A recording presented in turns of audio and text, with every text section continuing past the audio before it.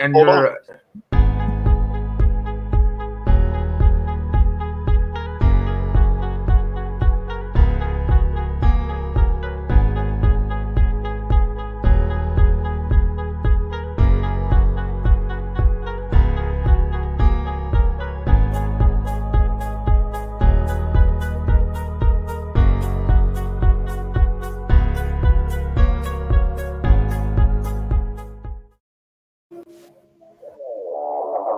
Hey, everybody.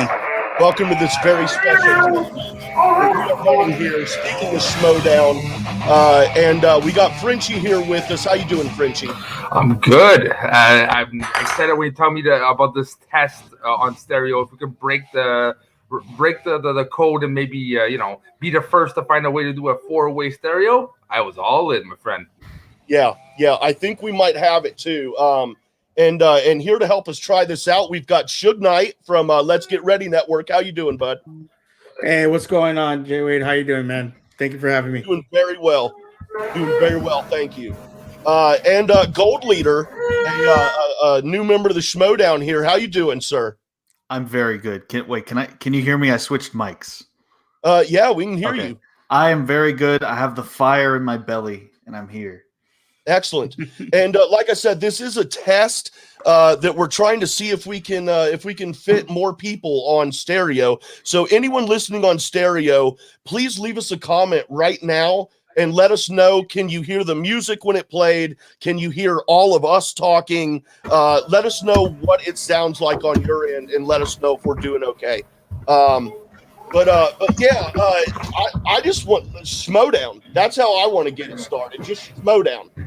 Somebody start going because it's gonna be off the hook. It is. I guess it's me. I just started talking. I'm sorry. You're the one with the beef, my friend. You're the one with the beef. I have so much beef with everyone. I am. Hold on, real quick. I'm sorry, real quick. We do have a message. Let's see if it's somebody giving us an update here. I could hear the music and I could hear you talking. Pile them on.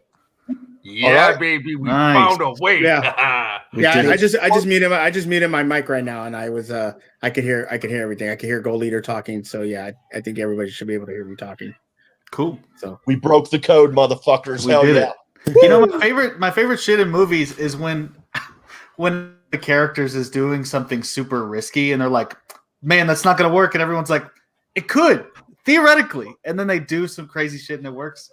So we're doing it today. Yeah, I'm sorry. Go ahead though. Continue before we played that message. Yeah, I've got some beef with everyone here. I mean, not everyone here, but with everyone in this league. I am seeing all of these voting systems going blatantly against me, and I'm very excited about it. I want people to undervalue me. You're not talking about me, are you? Are you, Gold Leader? Oh no, it couldn't be. It couldn't be you that went live on the airwaves and predicted Lacey would beat me. I pick Lacey. I'm not gonna lie. I pick Lacey not because I don't believe in you. It's just I am a fan of Lacey. I'm a fan of yours too. Explain yourself. Look it. It's a sport. Okay, you have different teams you go for. I am a den chill. I'm sorry, that's just life. I am a den chill. But any other matchup you're not playing the den, I probably take you because I've heard some good things about you. To be honest with you, I'm not even gonna front. You did an interview on our show that I wasn't there for, unfortunately. But from people that I've talked to, people behind the scenes and everything, there's a lot of buzz behind you. So I think you're gonna do great things. I just think you're gonna be 1-0 before you start doing those, or 0-1 before you start doing those great things. But I am a fan of yours. Who put this clown on the airwaves? We did. I'm still trying to figure that out, Gold Leader. Who put me on? But Gold Leader, you might not like me. I'm putting Harper as the champion this year. Thomas Harper. Yeah, Thomas Harper. I'm not gonna lie. I know you're not gonna like me, and I'm not here to make friends. I'm here to say my opinion, and I cannot wait to see more of that smiling Sif because I know that evil's in you, my friend. The joy in the evil. For me, Harper is the champion this year. Laura Kelly, disagree sorry. more. You're all wrong, and I apologize to you. Listen to me. I'm sitting here telling the Star Wars competitor to his face he's wrong. Sorry, man. I'm used to it this week. I'm used to it. But I gotta say, I believe in what Finstock's doing. Everyone's like, he's crazy on last show. I have always been a defender of unconventional and out of the box thinking, and good Lord knows that Finstock is out of the box, impersonate on two legs, right? But I really believe what he's doing. I just don't think. I think Harper's gonna win it all, bro. I couldn't disagree more. And prove me wrong. Harper my friend, is please. a moving target for all I care, and I am a loaded gun, ready to go off. Do we have any questions, Jay Wade? Yeah, we got a couple here. So let's go to the one.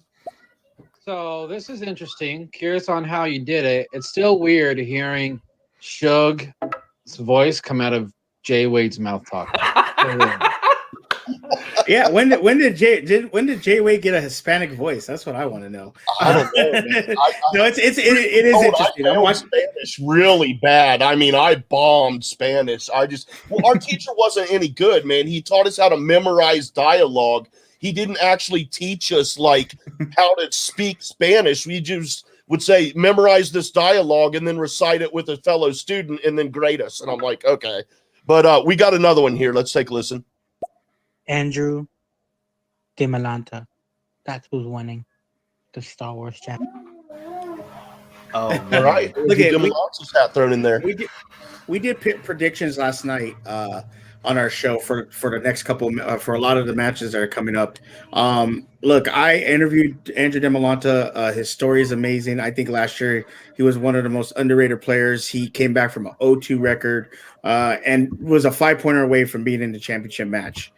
I think he's in a good situation with Coy, but the problem is he's playing Alex. If he had one match prior to Alex Damon, I would probably give him a shot. He's playing Alex Damon right out the gate. I'm a little worried. I'm a little worried for Andrew. I believe in him, but I'm a little worried. So it's going to be tough for him. The only thing that Andrew DeMalanta is going to be hunting for is matches and people that will book him after March 19th. Or no, February 19th. The disrespect, goal editor. The disrespect. Ouch. Well, we got a couple more. We got a couple more comments here. Let's take a listen. That is such a crazy impression Jay Wade's doing because, like, his mouth is moving when sound comes out, and he's doing all these different voices of these different people. It's crazy, man.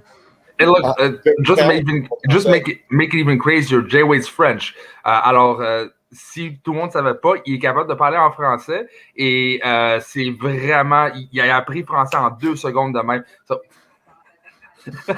awesome. I have no idea what I just said, but I just said that you learned French in 2 seconds, apparently. We got another one here. Let's take a listen. What the fuck is going on around here? How the hell did this happen? Oh, yeah. This is the response we wanted, man. We hoping it would work and hoping maybe we could start something here to kick some ass and take some names with. This is what Kelly's going to do in Star Wars Division this year.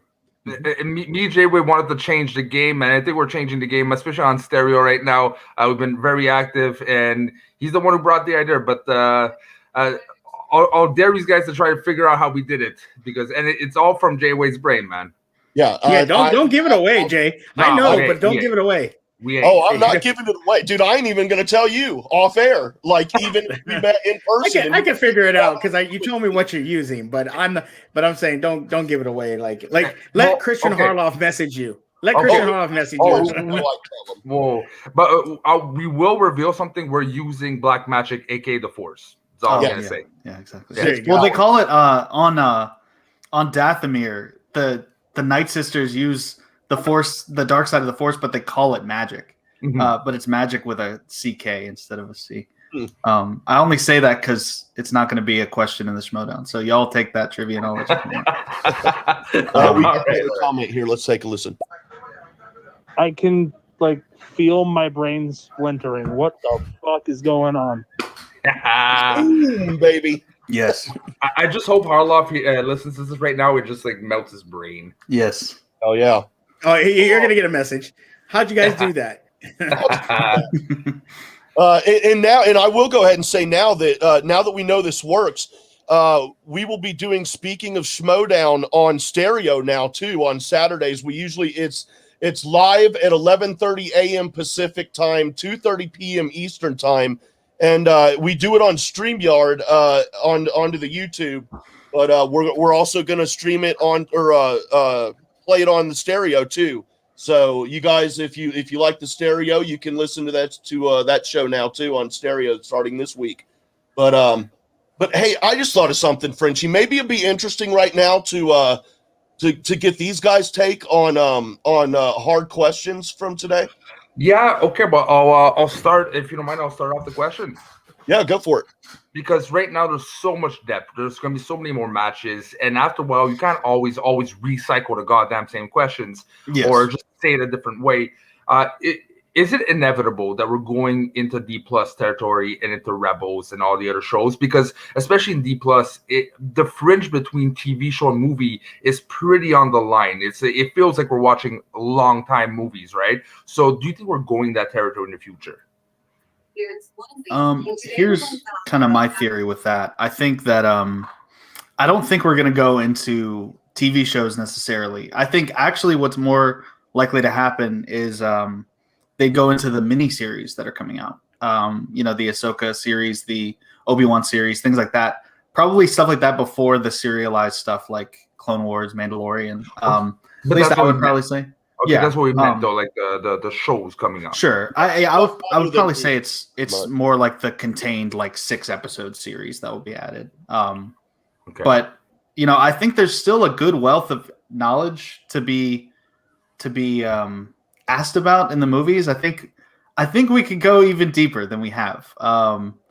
That's just me asking for trouble. I know, but yeah, I think there's still a wealth of untapped potential. So as long as we're doing movies, I will keep studying those movies. And you, Shug, what do you think? I don't think so. I don't think that we're gonna be doing anything with any of the shows. I think we're, especially right now, they're gonna be able to recycle the questions basically since the Star Wars division started. So you're going to be stocked up on questions pretty good. Especially because Star Wars is such deep cut questions. I think you're going to be perfectly fine for a while. It's going to be down the line in the next couple of years. What's going to happen? Are we going to get those other 3 movies of Star trilogy to add to? If you're able to get that and maybe some other movies, then I think we'll be fine. If not, then that's when Harloff has to make a decision. Does he change the division just to a Star Wars trivia division? That way you're able to include all those things, or do you keep it as Star Wars movie trivia? So that's what's going to happen. But I think we're kind of a ways from that. I think give it a year or two, and I think we're going to be fine. What my fear is, because we still have a lot of questions left, but like there's a lot of the nitpicky, what the fuck is going on questions, like the surface level, the ones that you use in the matches are rookies or the Star Wars slice in IG, or like the more surface level, they're gonna disappear faster and faster. So you have to have another source somewhere else to get more surface or easier questions, and not just have remaining the what the fuck questions. Yeah, no, it's going to be, like I said, it's going to be interesting. I think with them being able to recycle the questions from, like you're talking about when the Star Wars division was introduced, when it was just like Ken Knapsack and Whitworth and like Freddie Prinze Jr. and all that, you can recycle those questions. Those questions are going to be a little easier now, but those are things you can use in round one questions. I agree that with the championship matches, you're going to have harder questions later on in the later rounds. But that's going to be up to PJ and his writing team to come up with those questions. I mean, that's what they get paid for. So if they can do that for at least a year, 2 years, I think Christian will be fine. And then he's going to have to make the decision if this is going to be just straight Star Wars trivia or keep it movie trivia. Yeah. Now, I have a question. Just Star Wars. I don't know, Shug, if you're a big Star Wars fan. No. Wait, what is this? I am not. No, you're not. Star Wars? I'm not. Yeah, I'm not a Star Wars fan. Okay, what if I didn't like Star Wars? I just knew a bunch of shit about it. You just knew everything about it? Oh, that'd be amazing. Yes, that'd be amazing. You just have it like idyllic memory. You're like, yeah, I know what that is. I just don't care about it. Well, in that case, sorry, Shug, but I'm curious, what is the worst Star Wars movie out there? And we can't do Clone Wars. For me, it's okay. Here's what I'll say. I'm gonna be really diplomatic here. Uh-oh. Ready? I think every Star Wars movie has at least one scene that is capable of bringing me to tears. Okay. Every Star Wars movie is capable of bringing the emotion for me. That being said, The Last Jedi. No, I'm just kidding. No, I love The Last Jedi genuinely. I know that'll make me hated more, but let me rephrase it then. Yeah. If there was a whole marathon, which one would be the last one you would watch in that marathon? Well, I mean, for both reasons, chronologically and in terms of my favoritism, probably Episode 9. Okay. But that's just because it takes steps in directions that I don't necessarily agree with. I respect it. I really like that movie a lot in a lot of ways. But that movie has the most things that I disagree with. It's Revenge of the Sith. What? It just does not hit on. Really? It does not hit. Really? The love scenes, it's cringe worthy. No, for fuck's sakes, just no. Revenge of the Sith is sitting pretty at the number 2 spot on my list. I love that movie. I don't care for the prequels, but I would rather watch all 3 of the prequels back to back than sit through one time of either The Last Jedi or Rise of Skywalker. I've seen The Last Jedi 2 times, both times in theater, and I've tried to watch it about 10 or 12 times, and I cannot finish it. I love The Last Jedi. That movie. That's cool. There's nothing wrong with that. Oh no, there's nothing wrong with your opinion either. It's okay. It's all good. I appreciate it. Okay, enough about the Star Wars talk because we want to include Shug in this. Oh yeah.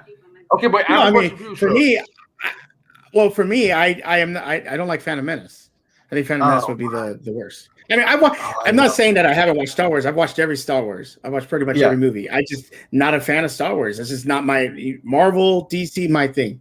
Star Wars has never been. That's my brother's thing, and so it's not. I'll go watch the movies though. So that's valid. I mean, like Star Wars is very as big as it is. It's very niche.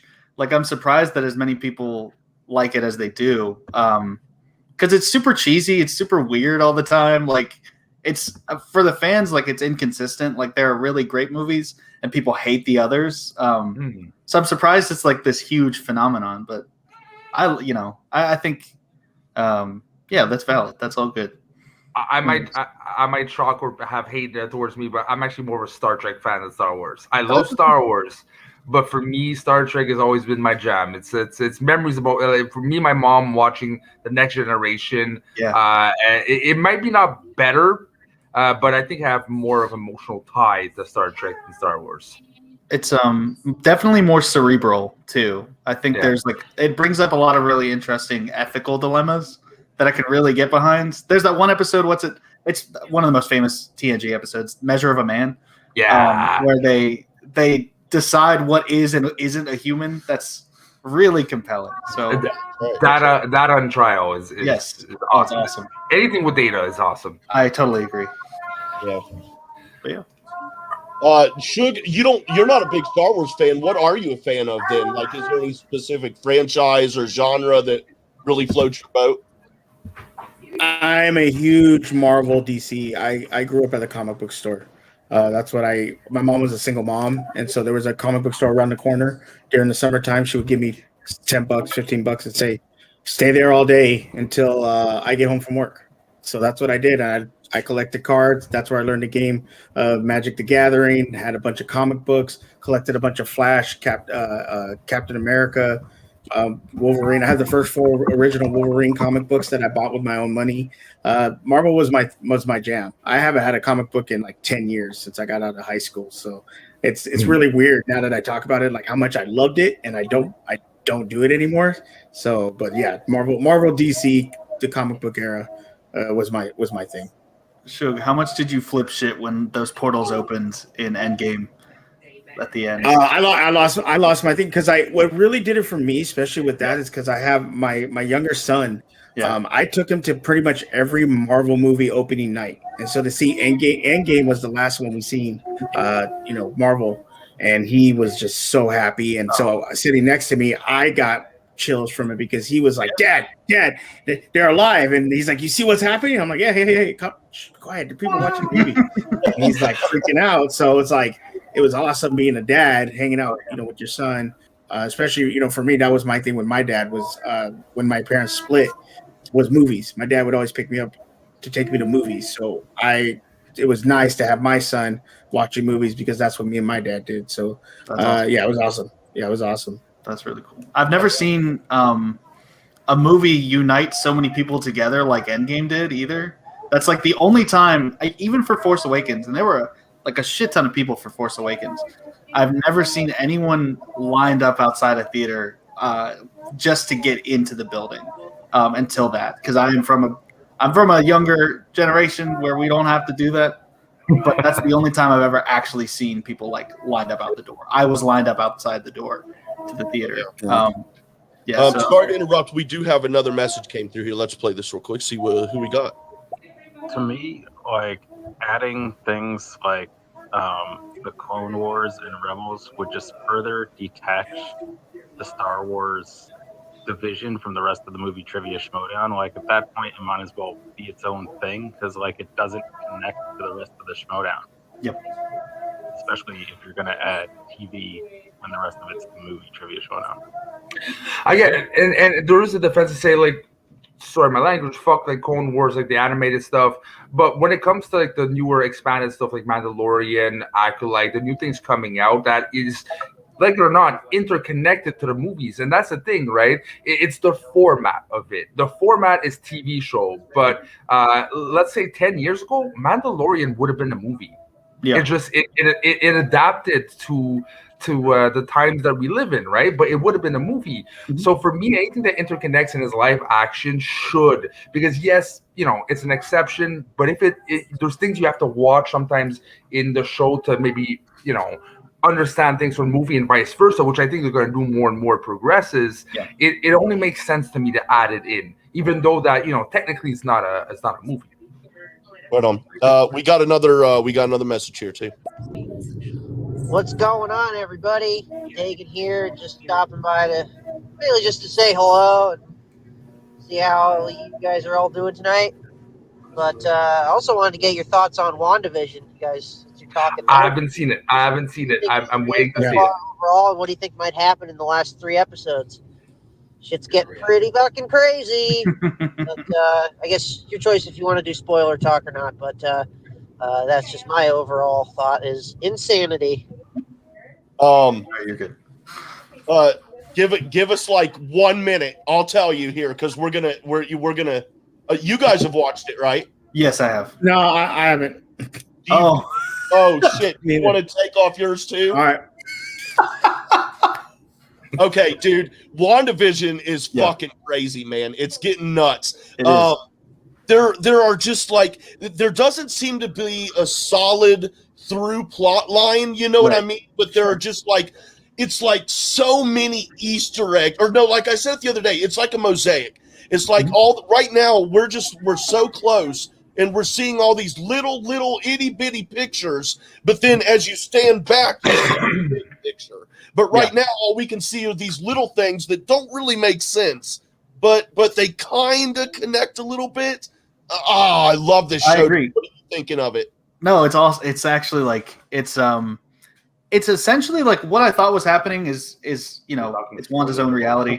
I think it's gonna be very heartbreaking. I saw someone the other day speculate that Wanda could be the villain of the next phase. I would love that. I would love if they went that way. I don't know if they will, but I don't see Wanda coming out of this like, oh, okay, Vision's dead. I accept that. Like, it's gonna take some time, But that's all. Okay, we're good. We're good. Yep. All right. Shug. You're good. All right, there you go. We both look like bugs with during that, so be prepared. I don't know if it's about WandaVision, but we'll find out here.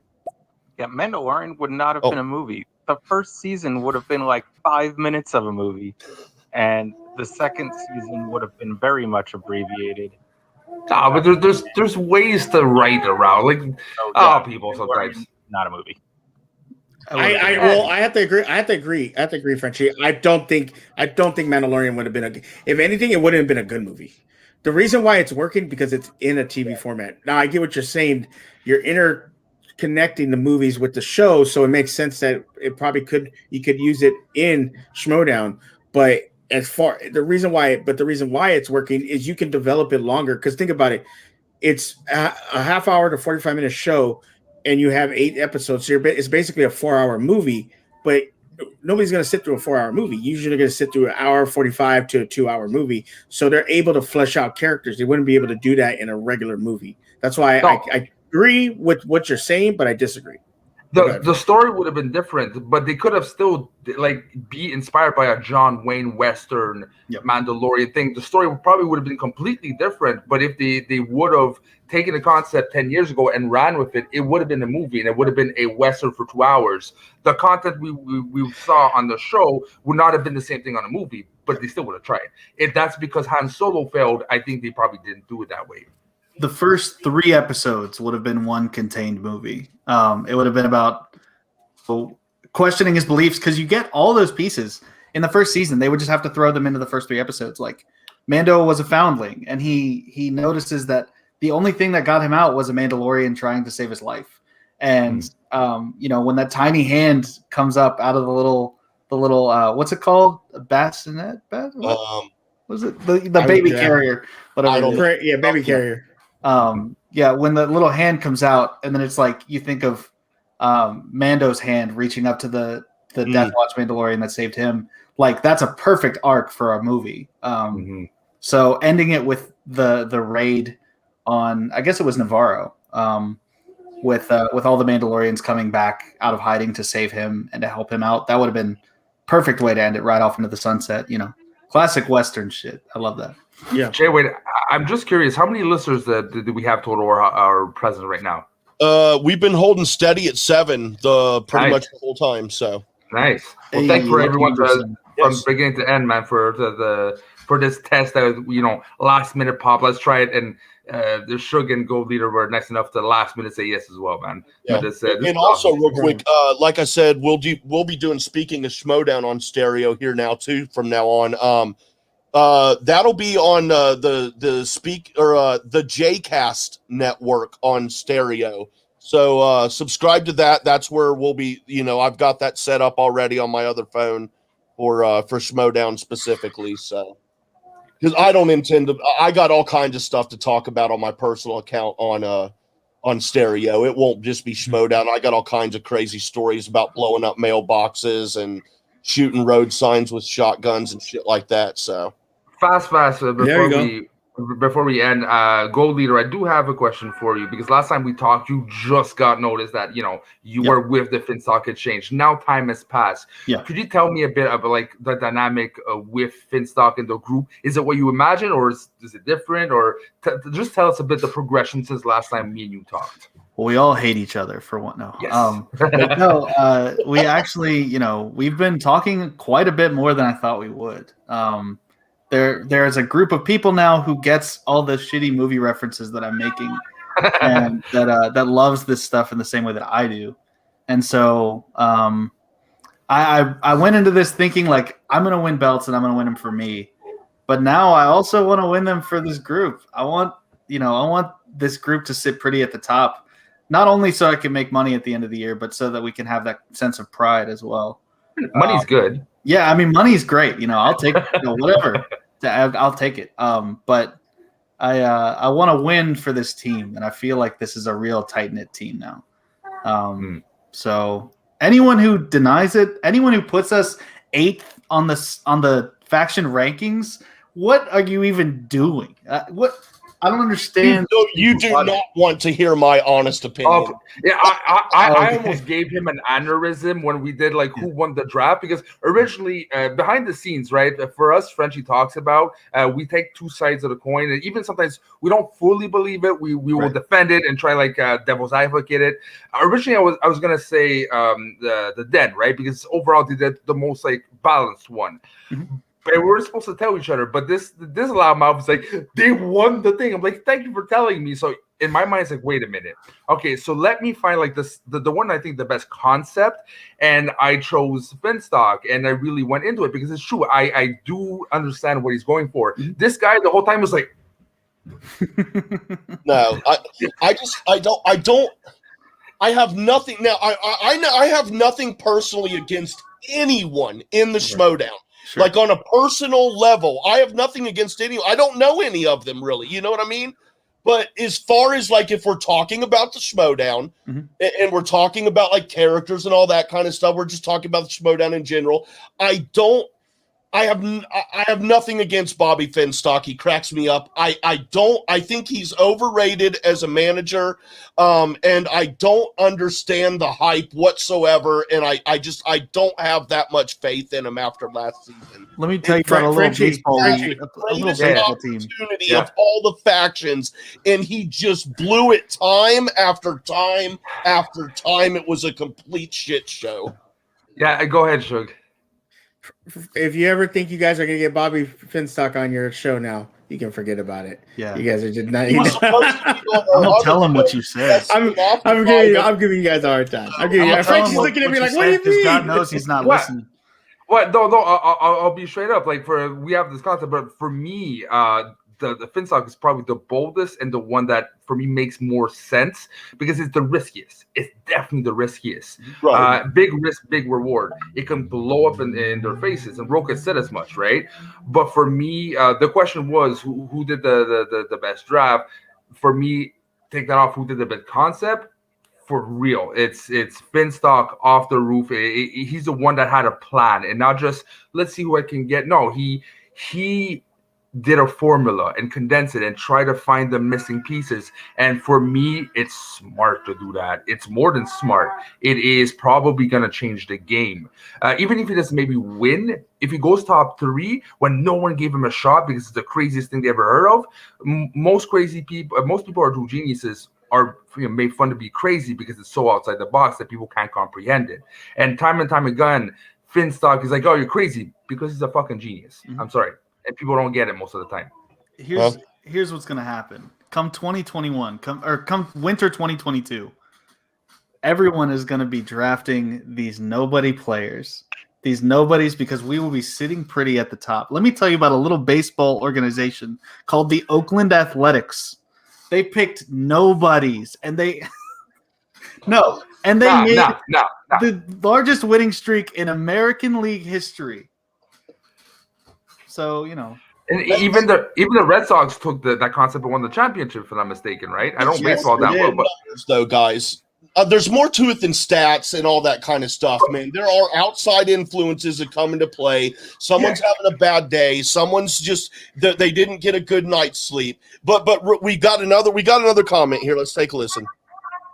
Finstock doesn't even check his own DMs. You think he's going to be listening to other people's stereo shows? Come on. Another one here. Let me tell you a little something about the Oakland Athletics. They took these nobodies to 0 World Series. Yes, but you see who's the Oakland A's with that concept? It's a dungeon. They tried Moneyball without really having the concept well. But Finstock is the Red Sox taking that concept and pushing it further, right? I think you're giving him too much credit. He is not the Red Sox. He is not the Red Sox. Listen, they say this in the movie. The first person through the gate always gets bloody. And you know what? I'm content with a 20-win streak. I'm content with setting AL League history or American League history. Whatever. I may misspeak. I may do whatever, but I'm just telling you, we're going to be sitting pretty on top. And also, you will know the name Gold Leader on March 18th. 2021, when I make my debut.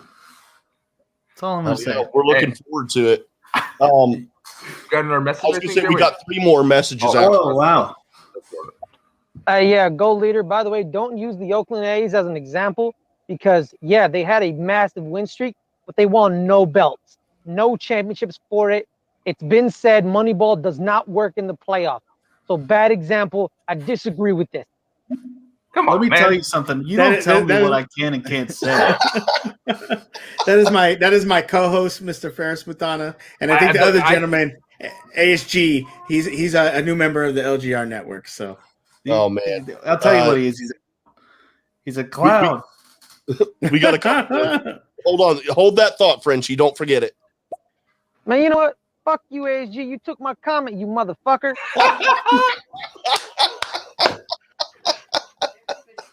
Oh man,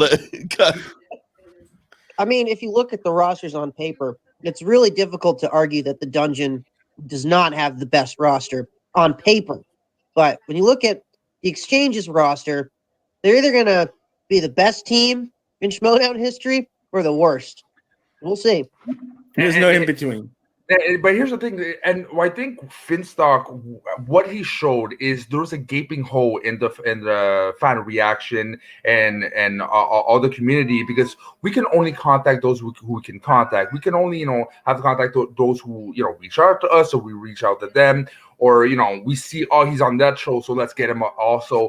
But there's so many that we didn't have the time to touch, because and I think Sir, you can attest to that. It's a lot of work.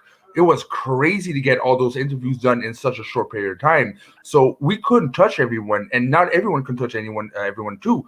So there's going to be gaps, and those gaps doesn't mean they're lesser players or they're not good enough to make an impact. There's so much shows can do at a certain point. Yeah. I agree. You can't touch everyone, but with consent, you should touch as many as you can. We got another comment here. Man, I don't know whoever Bushkar's calling the clown. He better not be talking to me, because I ain't no fucking clown. I don't know who the fuck Bushkar is. You know what? He should be grateful we even picked his ass on our show. Hey, Gold Leader, you got my love anyways. You got my love, Hey, okay? listen. I just remembered who that was. I'm sorry. You know what? I'm gonna put my best foot forward, and I'm gonna say sorry. You know what? Oh man, maybe we can work together, man. Who knows? I fair, respect it. sir. Thank you for picking me. Your life will be spared. Oh, Ferris, we love you, bro. We love you. we got another one here. Oh. Let me just say, Ferris, you crack me the fuck up, man. You're a fucking gem. Oh my god. This is what I deal with on a daily with Ferris. I love the guy to death, let me tell you. But there's nothing more funnier than seeing Christian Holoff tell him to go eat shit. Like, that is the creator of the Schmoedown telling your boy to go eat shit is the best thing ever. But Ferris doesn't care. He goes after anybody. He is equal opportunist. He don't care who you are. He goes after everybody. Yeah, but it shows the level of knowledge you have in general, because he said, I don't sound like a Canadian, not realizing I'm French Canadian, and we don't talk all like this about, hey, we have French Canadians that sound like us, right? Like me right now. So he's like, you don't sound Canadian? Yeah, I do. Yes. Oh, this guy. I think we should wrap it up here, because I think Gold Leader is a busy man. Oh yeah, I have books to hit and movies to watch. There you go. Good luck, I will man. say, Shug, I'm glad I could come on here, squash this beef with you. Your life will also be spared. So I'm glad. Appreciate it, man. Appreciate it. Look, like I was telling you, I am. If you're not playing the Den, I'm a fan of yours. If you're playing the Den, I have to go against you. Other than that, you're a good guy, man. The Den, who is that? What's that team? Nope. Can't wait to see what you do this year, man. Thank you. I appreciate it. Thank you guys for having me on. It's been great. It was great to meet you.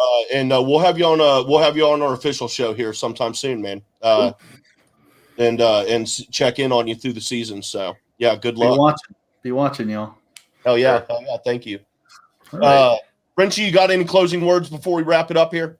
But yeah, in 2 hours, so 9 Eastern, go check out our bracket special for Schmoedown. Basically, we're doing with a ranking system on, we're putting every faction into like who's the future winner, who should do a trade, who is just stayed the same thing as last year. And I'll be making a case for Finstock. I'm probably the only one that believes in these guys and the whole thing. So I'll be trying to defend, not to put like they suck, because that's where I think they're gonna try to go. So I'm gonna be making a case in defending your faction, my friend. Your loyalty is noticed, Frenchie. Your loyalty is noticed. It's noticed, but it's not noted, so it can easily be unnoticed. Oh yeah, that's true. I could definitely avert my attention somewhere else. Oh yeah. All right. Well, thank you guys, everybody, and again on stereo. If you want to follow at the JCast Network, you can find Speaking of Schmoedown there. We'll start there on this Saturday. Again, it starts at 11:30 a.m. Pacific time, 2:30 p.m. Eastern time. And we also do this. It'll be on live on YouTube too, if that's your jam and you just never heard of it and you'd prefer to watch it. And this week, actually, this Saturday, we'll have Chandru and the Outlaw John Roca on. So be sure and check us out. And thank you all very much. Thank you, Shug. Thank you, Gold Leader. Thank you, Frenchie. Thank you, listeners on the stereo. We're holding steady at 7. We were up at 9 for a while too. Thank you all very much, and we will talk to you later on. Peace. Have a good one.